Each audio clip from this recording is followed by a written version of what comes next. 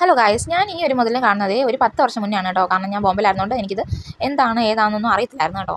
ഇപ്പോഴാണെങ്കിൽ നമുക്കത് വെട്ട്കോഡ് ആയില്ല. ആ ഒരു ടൈം ആകുമ്പോഴായിരിക്കും ഇഷ്ടം പോലെ ഇത് കമ്പിളി നാരങ്ങ പിടിക്കുന്നത്. ഇതിന് പല പല പേരുകൾ പറയുവേ.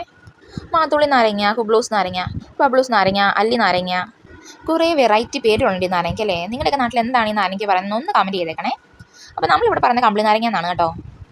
ഞാൻ പറഞ്ഞ പോലെ ഇതിൻ്റെ പ്രത്യേകത എന്ന് പറഞ്ഞാൽ നമ്മൾ ഈ വെട്ടിക്കോട് ആയില്യത്തിൻ്റെ സമയത്താണ് നമ്മൾ ഈ റോഡ് സൈഡിലൊക്കെ വെട്ടിക്കോട് അമ്പലത്തിൽ പോയാൽ നമുക്ക് അവിടെ റോഡ് സൈഡിൽ ഇഷ്ടംപോലെ റോഡ് സൈഡിൽ ഈ ഒരു നാരങ്ങ കാണാൻ പറ്റും കേട്ടോ. ഇത് നമ്മുടെ വസ്തുവിലുള്ള നാരങ്ങയാണേ. വേറെ നാരങ്ങ എന്ന് പറയുന്നില്ല, കമ്പിളി നാരങ്ങ. ഒരിക്കലും നമ്മളിത് പിച്ചാത്തി വെച്ച് ഇതിൻ്റെ തൊലി പൊളിക്കരുത് കേട്ടോ. ഞങ്ങളുടെ വീട്ടിലെന്ന് വെച്ചാൽ വലിയൊരു പിച്ചാത്തി വെച്ചാണ് അതിൻ്റെ തൊലി പൊളിക്കുന്നത്. അത് കാരണം തന്നെ അതിൻ്റെ ആ ഒരു അല്ലി ഇത് എടുക്കത്തില്ലേ, അപ്പോൾ അതിൻ്റെ ആ ഒരു തൊലി എടുക്കുമ്പം ആ തൊലിക്ക് ചെറിയൊരു കയ്പ്പ് കാണും കേട്ടോ. നമ്മളിതല്ലാതെ തന്നെ കൈ കൊണ്ട് തന്നെ നമുക്കത് ചെയ്തെടുക്കാൻ പറ്റുവാണെങ്കിൽ അതായിരിക്കും ഏറ്റവും ബെസ്റ്റ്.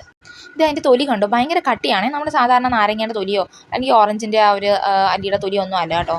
ഭയങ്കര കട്ടിയുള്ള തൊലിയാണ് കേട്ടോ. അപ്പോൾ നമുക്കൊന്നൊന്നും കഴിച്ച് നോക്കാവേ. ഞാൻ പറഞ്ഞ പോലെ പിച്ചാത്തി വെച്ചിട്ടാണത് മുറിച്ചെടുത്തത്. അതുകൊണ്ട് തന്നെ അതിൻ്റെ ആ തൊലിക്ക് ഭയങ്കര കയ്പ്പായിരുന്നു. ഭയങ്കര നല്ല കുറച്ച് കയ്പ്പുണ്ടായിരുന്നു കേട്ടോ. പക്ഷേ അതിൻ്റെ ഉള്ളിലെ അല്ലിയില്ലേ, അതിന് അത്യാവശ്യം നല്ല മധുരം കുറച്ച് പുളി ഉണ്ടായിരുന്നു കേട്ടോ.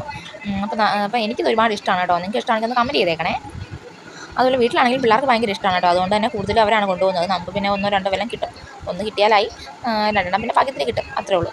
ബാക്കി അവരെടുത്തുകൊണ്ട് പോകും കേട്ടോ. കാരണം അവർക്ക് ഭയങ്കര ഇഷ്ടമാണ്.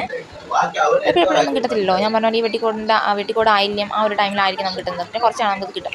നമ്മുടെ ഇതിലാണെങ്കിൽ ഇനി ഒരു 5-6 കൂടെ ഉണ്ട് കേട്ടോ. നമ്മളിപ്പം ഒത്തിരി പറിച്ചു, എനിക്ക് തോന്നുന്നു ഒരു 10-20 എന്തായാലും പറിച്ചിട്ടുണ്ട് കേട്ടോ. അപ്പോൾ വീഡിയോ ഇഷ്ടപ്പെട്ടെങ്കിൽ ലൈക്കും കമൻറ്റും ഷെയറും പിന്നെ സബ്സ്ക്രൈബ് മറക്കാതെ ചെയ്യണേ. അപ്പോൾ അടുത്ത വീഡിയോ വരുന്നവരേക്കും എല്ലാവർക്കും ടാറ്റാ, ബൈ, ടേക്ക് കെയർ.